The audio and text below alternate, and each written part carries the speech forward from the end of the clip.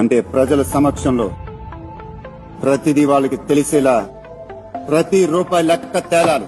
డబ్బు ప్రజలది, తిరిగి ఖర్చు పెట్టాల్సింది ప్రజలకే. మనకి పెద్దరికం ఇచ్చి పై ఎత్తున పెద్దరం చేయమన్నారే గాని వాళ్ళకి అధికారం చూపించమనలేదు సార్. జీతం వస్తే ఇంట్లో నెలంతా దేనికి ఎంతెంత ఖర్చు పెట్టాలో తెలిసిన వాళ్ళకి రాష్ట్రంలో కూడా దేనికి ఎంతెంత ఖర్చు పెడుతున్నారో కూడా అర్థం కావాలి, అర్థమయ్యేట్టు చెప్పాలి. యువతికి, మేధావులకి, చదువుకున్న వాళ్ళకి విజ్ఞప్తి చేస్తున్నా, బడ్జెట్ సక్రమంగా అమలు చేయడంలో మీ పార్టిసిపేషన్ కూడా యాక్టివ్ గా ఉండాలి. ఎప్పటికప్పుడు మీరు ఆరాధిస్తేనే మా అందరికీ ఓ భయం ఉంటది, జవాబుదారీతనం ఉంటది.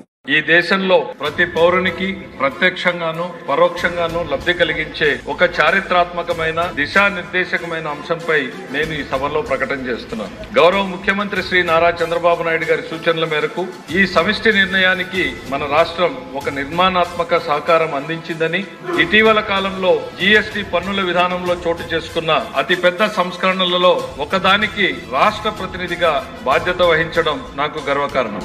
గౌరవ ప్రధానమంత్రి శ్రీ నరేంద్ర మోడీ గారు 2025 ఆగస్టు 15న 79వ స్వాతంత్ర దినోత్సవం సందర్భంగా ఎర్రకోట నుండి చేసిన జీఎస్టీ 2 సంస్కరణలు చారిత్రాత్మక ప్రకటన దేశ ప్రగతికి బాటలు వేస్తుంది.